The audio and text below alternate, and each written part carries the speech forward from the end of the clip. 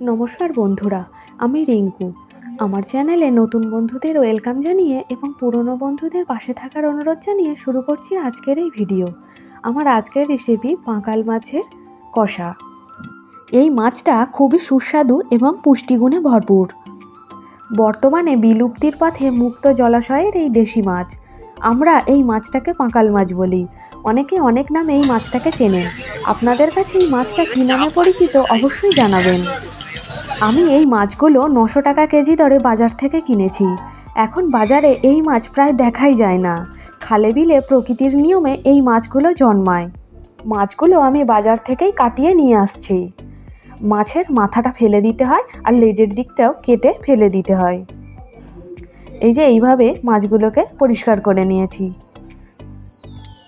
মাছগুলো লবণ এবং কুসুম গরম জল দিয়ে ভালো করে ধুয়ে নিয়েছি। এইবার লবণ এবং হলুদ মাখিয়ে নেব।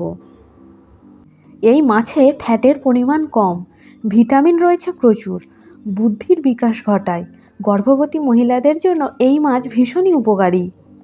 কড়াতে দিয়েছি সর্ষের তেল। তেলটাকে ভালোভাবে গরম করে নিয়ে মাছগুলোকে একটু কড়াভাবে ভেজে নেব। অপরদিকে এই রান্নার জন্য যে যে উপকরণগুলো লাগছে সেগুলো হলো পেঁয়াজ কুচি, ধনেপাতা কুচি, টমেটো কুচি, 1 টেবিল চামচ কালো সাদা সর্ষে বাটা, আদা বাটা, রসুন বাটা, কাঁচা লঙ্কা এবং গুঁড়ো লঙ্কা, আর নিয়েছি হলুদ, স্বাদ মতো লবণ। মাছের একদিকটা ভাজা হয়ে গেছে, উল্টে অপর পাশটাও ভেজে নেব। আপনি যদি আমার চ্যানেলের নতুন দর্শক বন্ধু হয়ে থাকেন তাহলে প্লিজ আমার চ্যানেলটিকে সাবস্ক্রাইব করে পাশে থাকার অনুরোধ রইল। দেখুন মাছের একদিকটা ভাজা হয়ে গেছে, এবার উল্টে অপর পাশটাও এভাবে কড়া করে ভেজে নেব। মাছগুলো লাল লাল করে ভেজে নিয়েছি, এইবার তুলে নিচ্ছি। আমার এই রেসিপিটার যদি কোনো অংশ আপনাদের ভালো লেগে থাকে তাহলে অবশ্যই কমেন্টের মাধ্যমে জানাতে ভুলবেন না। এই তেলের মধ্যেই প্রথমে দিয়ে দিচ্ছি রসুন বাটা, তারপরে দিয়ে দিলাম পেঁয়াজ কুচি, দিয়ে দিলাম টমেটো কুচি, দিয়ে দিলাম কাঁচা লঙ্কা, স্বাদ মতো লবণ। এবার সব কিছুকে আমি ভালোভাবে কষিয়ে নেব। মিডিয়াম ফ্লেমে 30 সেকেন্ড সময় মতো কষিয়ে নিচ্ছি। টমেটো সেদ্ধ হয়ে গেছে আর রসুনের কাঁচা গন্ধও চলে গেছে। এই পর্যায়ে কালো এবং সাদা সর্ষে বাটা 1 টেবিল চামচ, আদা কুচি, আর দিয়ে দিলাম লঙ্কার গুঁড়ো, দিয়ে দিচ্ছি স্বাদ মতো হলুদ। এবার এই সব কিছুকে বেশ ভালোভাবে কষিয়ে নেব। এই মাছটা অনেক রকমভাবেই রান্না করা যায়। আজকের এই রেসিপিতে আমি এই মাছটার কষা রান্না করব। মশলাটা নিচে লেগে যাচ্ছে, সেই জন্য মশলা ধোয়া জলটা দিয়ে দিলাম। দেখুন মশলাটা সুন্দরভাবে কষানো হয়ে গেছে। এরপর আমি ভেজে রাখা মাছগুলোকে দিয়ে দিলাম। এবার মাছের সাথে মশলাটা বাকি 90% কষিয়ে নেব।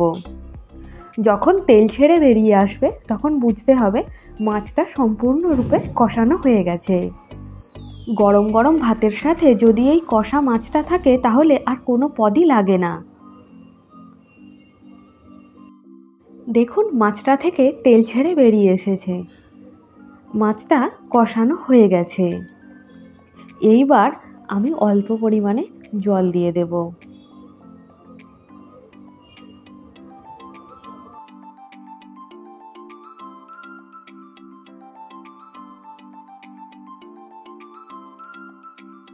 এবার মাছটাকে ঢেকে 10 মিনিট ফুটিয়ে নেব এবং ঝোলটাও শুকিয়ে আসবে।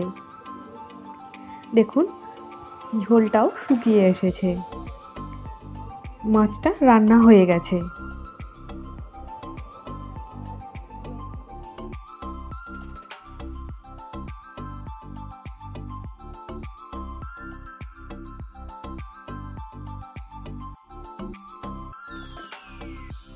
ওপর থেকে ছড়িয়ে দিচ্ছি ধনেপাতা কুচি। মাছের সাথে ধনেপাতাটা বেশ ভালোভাবে মিশিয়ে নিচ্ছি। তৈরি হয়ে গেছে পাঁকাল মাছের কষা। এবার গরম গরম ভাতের সাথে পরিবেশন করুন এই পাঁকাল মাছের কষা। নিমেষেই এক থালা ভাত শেষ হয়ে যাবে। আমার আজকের এই রেসিপিটা আপনাদের কেমন লাগলো অবশ্যই কমেন্টের মাধ্যমে জানাবেন।